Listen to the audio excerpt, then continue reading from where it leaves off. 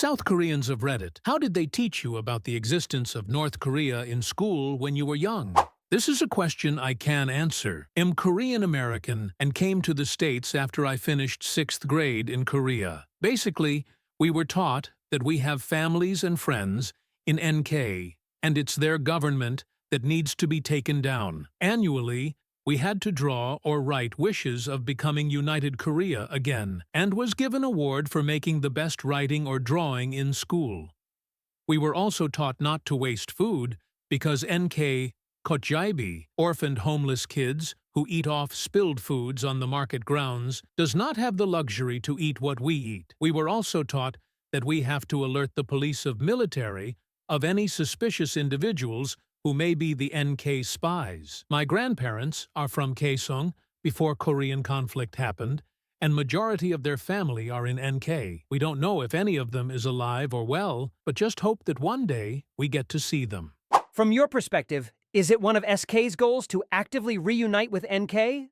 Or is the separation more or less accepted now? For younger generations, the consensus is to stay where they are now. SK people sacrificed a lot to get to where they are economically and does not want to lose their sons, brothers, fathers to war. My perspective is that the country must be united once again. Depends on what party takes over the government. If liberal, peaceful merge. If conservative, hit me, and we will hit you back harder. However, both parties have aims to reunite, just different methods. Actual Korean here. In school, it never got too political. If anything, it never got too negative, it was more sympathetic. But I imagine what the kids hear now is different than what we heard. I'm in late 20s. What I remember is it being painted as a political problem, and we were a country that was torn, that should unite again someday. I remember we did see footage of what dire conditions North Koreans live through in class. In middle school,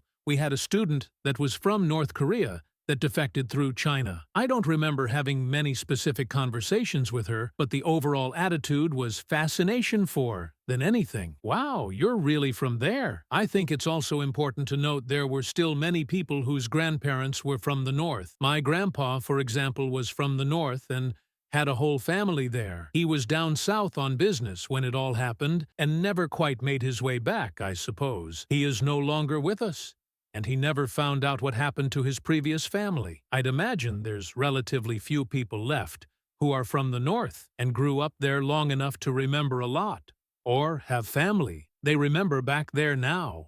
Edit. My earliest memory, not related to NK, is from 1984. The following is an account from around 1984 to 1987. I remember propaganda cartoons on TV from the 70s that showed communists as animals. There was a series called Doli Jangun where there was a young boy who fought communists, who were shown as animals. I found some videos on YouTube, for example. On one hand, we were taught that reunification should be the goal, and we sang a song titled Our Wish is Unification, but on the other hand, we were taught that communists were evil, and they did horrible things, axe-murdering American soldiers at the Panmunjom, a neutral meeting place, slicing, tearing open the mouth of a young boy who shouted, "I don't like communists, the Communist Party." The kid is said to have died, and there was a monument at his hometown or something. The North were said to be digging tunnels to surprise attack the South, and if you went to the borders,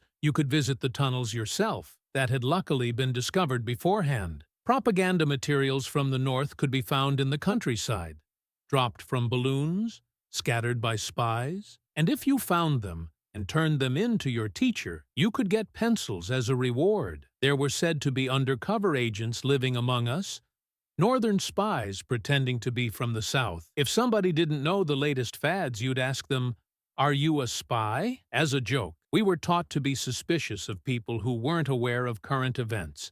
South Korean here, born and raised in Korea. A lot of good responses here on the socio-political perspective, so I will share some personal anecdotes on how the KR institution educates its people on NK. When I was in elementary school, the teachings were mostly on pity toward the North Korean general population, especially the children. Every now and then, we would be given assignments to write letters to our North Korean peers. I remember writing one, and all I could write about was how I'd like to send them some of my favorite snacks, because I was taught in school that they were impoverished and shut off from the rest of the world. When I was in high school, we learned more about the exploits of the regime and the importance of democracy. The teachings became more about appreciating what we have in South Korea and understanding the failed government in North Korea. When I was a soldier in the Korean Army, ROK Army, we were grilled day and night on the belligerent nature of the North Korean government and how the Kim dynasty is slaving the NK people. Our shooting targets are still cutouts of NK soldiers. If you can tell, the nuance for pity and sympathy toward the general North Korean public is constant throughout. South Korea's institutional stance toward NK people still has a warm spot. Movies, TV shows, and other media portraying the sorrows of a divided people are still popular. To sum up, we are taught to feel sympathy toward the NK people and hate the dictatorship. Born in South Korea, moved to Canada when I was 7. Essentially, in South Korea in the 90s, there were two lenses through which one could view North Korea: civic nationalist doctrine, fuck NK and their evil government. They want nukes, starve their people, and want to kill us all if they could. SK is definitely the good guys. Look how rich we are now compared to them. They lost the Cold War, and it's only a matter of time until they collapse. Ethno-nationalist doctrine. North Koreans are our own blood, and they are starving. See, arduous march. We gotta help them. New liberal president of SK, Kim Dae-jung, initiates the Sunshine Policy to be kinder and friendlier to the North, and the future is bright for all Koreans. Compare that to today, where most everyone is either apathetic or hateful towards NK, or nostalgic of the old days. See Moon Jae-in platform. Mostly apathetic. But them North Koreans are getting close to getting ICBMS, so edit. I wrote this in a hurry before my final exam began, so I regret not being able to provide more in-depth information in a less off-the-cuff tone. I would like to point out that these views are not mutually exclusive. Like all human behavior, there is hypocrisy in the strongest of black and white opinions, and in a politically diverse yet ethnically homogeneous country like South Korea, there is always room for a little column A, a little column B, and a column who gives a fuck. When I was in the U.S. Army, a lot of the Katusas, Korean soldiers attached to us, stated they would never shoot a North Korean since they are the same people. They stated the war was only because of the Americans and Russians. Also, in front of the Korean War Museum is a giant statue of a South Korean soldier hugging a North Korean soldier. I am 34 and was raised in Korea until 12. At my age, it really is not too different from what you would get at other democratic nations, I guess. North Korea was a starving communist country that always threatened and was wiling to attack South Korea at any given opportunity. NK caused the Korean War that cost the peninsula dearly, but Global Alliance, headed by America, saved SK. Despite the war, South Koreans, who are naturally smart with superior work ethics, not what I think, but was gist of what they taught, drove the economy to grow at a tremendous speed. Miracle of Han River, as Koreans call it. Surprising the entire world while NK was still starving and forever looking for ways to attack SK.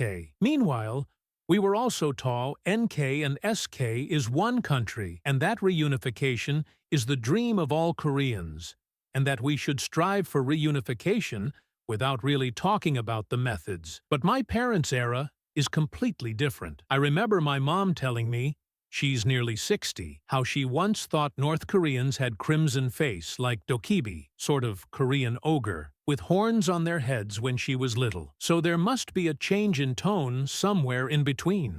Hey, I'm South Korean. However, I was born in America.